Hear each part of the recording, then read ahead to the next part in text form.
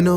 ಅಲ್ಲ, ಆ ಹುಡ್ಗಿ ಅವರು ಬಾಬಾ ಅವ್ರ ಚಿಕ್ಕ ಮಗಳು ಶಾಹಿದಾ. ಆ ಹುಡ್ಗಿ ಕತೆ ತುಂಬಾ ದೊಡ್ಡ ಕತೆಪ್ಪ. ಈ ಮದ್ವೆಗ್ ಮುಂಚೆ ಮದ್ವೆ ಹುಡುಗ ಹೋಟೆಲ್ ಟೆರೆಸ್ ಮೇಲೆ ಎಲ್ಲಾರ್ಗೂ ಪಾರ್ಟಿ ಕೊಡ್ತಿದ್ದ. ಫ್ರೆಂಡ್ಸ್ ಎಲ್ಲಾರ್ಗೂ ಪಾರ್ಟಿ ಕೊಡ್ತಿದ್ರು. ಇವಾಗಿನ ಹುಡುಗರ ಬಗ್ಗೆ ಗೊತ್ತಲ್ಲ, ಎಣ್ಣೆ ಪಾರ್ಟಿ. ಅವ್ರ ಎಣ್ಣೆ ಹೊಡೆದಿಲ್ಲ ಅಂತ ಪೋಸ್ಟ್ ಮಾರ್ಟಮ್ ರಿಪೋರ್ಟ್ ಬಂದಿದೆ. ಆದ್ರೆ ಆ ಹುಡುಗ ಅಲ್ಲಿ ಹೆಂಗ್ ಸತ್ತ ಅಂತ ಜೊತೆಲಿದ್ದವ್ರಿಗೆ ಮಾತ್ರ ಗೊತ್ತಿದೆ. ಬಾಬಾ ಮೇಲಿರೋ ಕೋಪಕ್ಕೆ ಯಾರೋ ಟೆರೆಸ್ ಮೇಲಿಂದ ತಳ್ಬಿಟ್ರು ಅಂತ ಮಾತಿದೆ. ಏನೇ ಆದ್ರೂ ಅದಾದ್ಮೇಲೆ ಆ ಹುಡುಗಿ ಬಂಗ್ಲೆ ಬಿಟ್ಟು ಆಚೆನೆ ಹೋಗಿಲ್ಲ. ನಡೀರಿ ಆ ಕಡೆ, ಬನ್ನಿ. ಹೆಣ್ಣು ನೋಡೋದಿಕ್ಕೆ ತುಂಬಾ ಜನ ಹುಡುಗರು ಬಂದ್ರು, ಆದ್ರೆ ಹುಡುಗಿನ ಒಪ್ಪಿಲ್ವೇ. ಬಾಬಾ ಅವ್ರ ಜೀವನದಲ್ಲಿ ಅದೊಂದು ಕಪ್ಪು ಚುಕ್ಕಿಯಾಗಿ ಉಳ್ಕೊಂಡ್ಬಿಟ್ಟಿದೆ. ಹೊರಗಡೆಯಿಂದ ನೋಡೋರಿಗೆ ಬಾಬಾಗೆ ಏನೂ ತೊಂದರೆ ಇಲ್ಲ ಅನ್ಸುತ್ತೆ. ಸಿಂಹಾಸನ ಕಿರೀಟ ಇಲ್ದಿರೋ ರಾಜ.